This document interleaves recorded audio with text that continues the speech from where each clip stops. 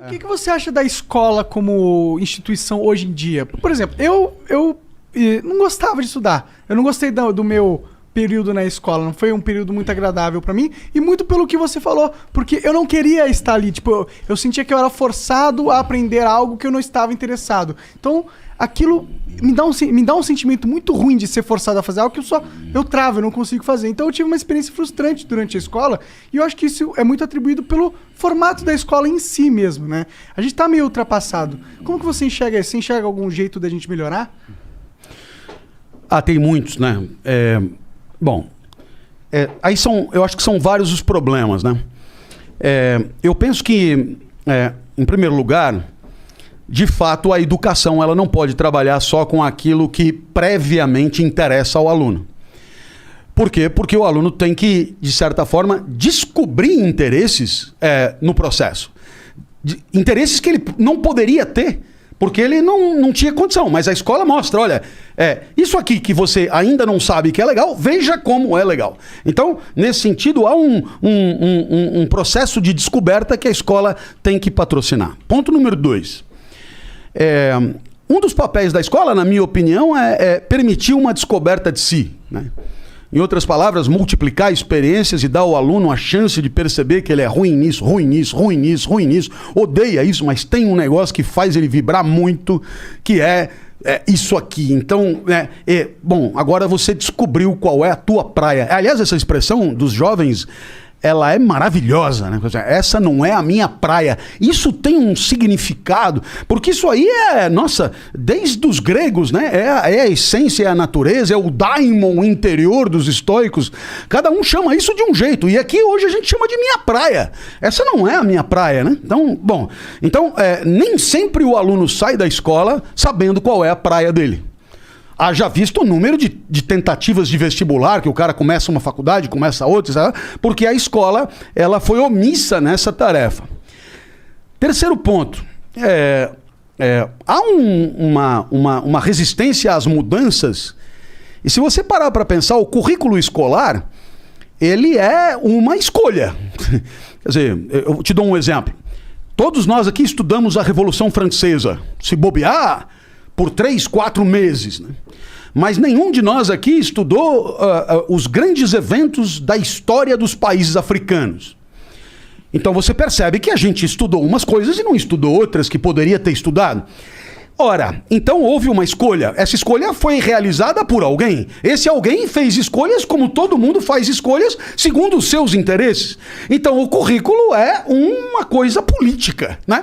É uma manifestação de poder. Alguém ali está exercendo um poder.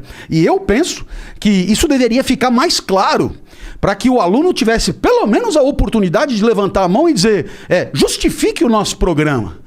Justifique. Por que nós vamos estudar isso e não aquilo, né?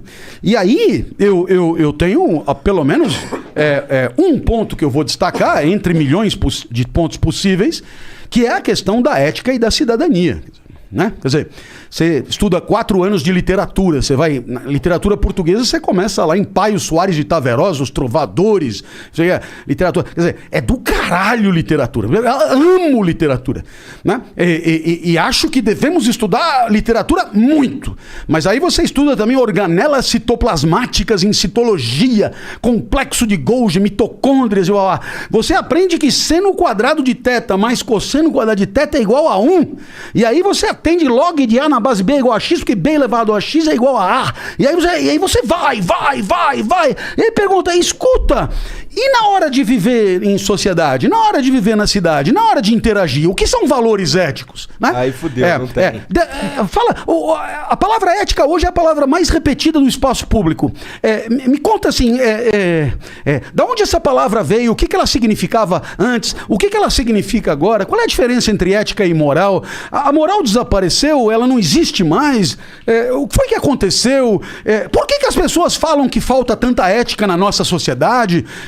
Será que nós não temos mesmo valores? Ou será que os valores que a gente tem não são os valores que a gente deveria ter? Né? Será que a ética pressupõe uma escolha entre um valor e outro? Será que existe alguma complexidade? Será que a ética é uma tabela pronta ou a gente discute o que deve respeitar? Aí o aluno vai olhando e falando, velho, eu passei 12, 13 anos na escola, eu não sei te responder nenhuma dessas perguntas.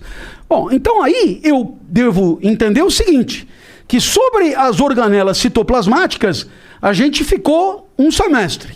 Agora, sobre a convivência na sociedade, fica no improviso, né? Entende no improviso? Quer dizer, se o professor X tomou a iniciativa de tratar do assunto, foi por conta dele. Mas não há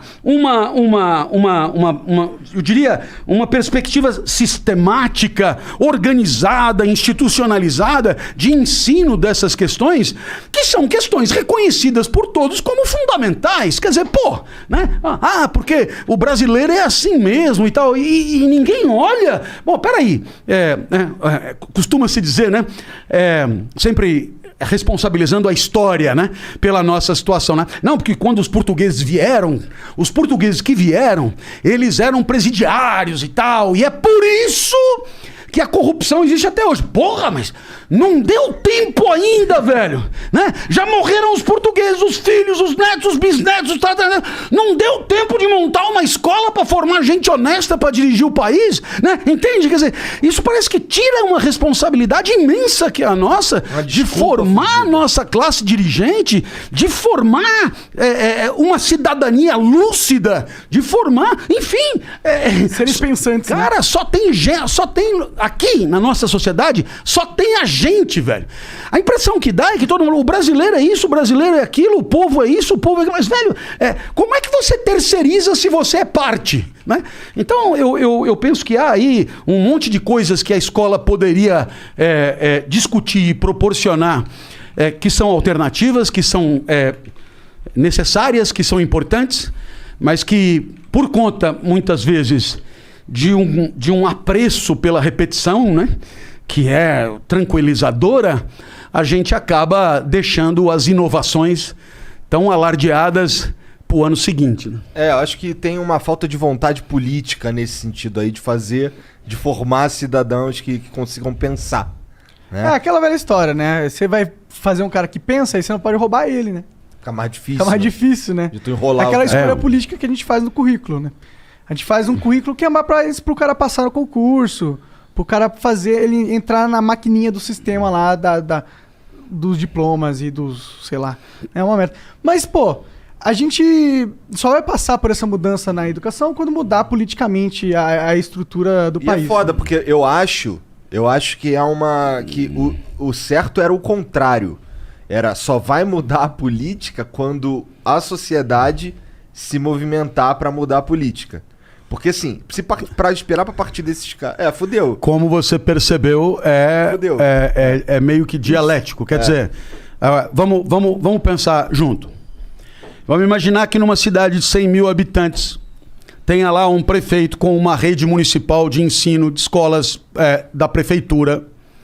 E aí então, esse prefeito se candidata à reeleição. E os eleitores dessa cidade, eles vão decidir em reeleger o prefeito ou não. E você sabe o que eles fazem? Eles vão visitar as escolas para verificar as condições reais de ensino. Eles se interessam pelo desempenho dos alunos, né? Eles se interessam pela efetiva implementação das estratégias pedagógicas. Eles se interessam pelo resultado dos alunos ali nos exames nacionais. Eles se interessam. Aí eles vão, analisando tudo, eles dizem: olha, poderia ter sido melhor, mas reconhecemos que o prefeito deu a isso uma importância muito grande e, portanto, ele merecerá o nosso crédito para mais 4 anos, desde que prometa superar esses 4 primeiros anos, porque nós vamos voltar e vamos reavaliar a escola, a educação e o desempenho dos alunos para poder dar ou não voto. Eu te pergunto, se acontecesse isso numa cidade como seria a educação dessa cidade? Ah, seria... Porra, velho! Né?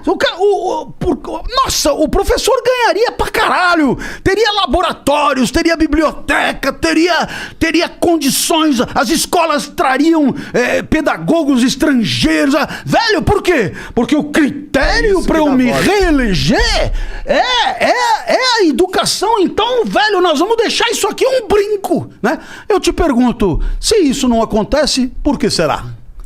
É porque é um tema irrelevante. Em outras palavras, por que a escola importa? Porque é um lugar onde eu deixo a criança enquanto eu estou trabalhando. Então, esse é o limite da coisa. Eu tenho que deixar em algum lugar. Agora, o que acontece lá dentro... Caguei. Até porque...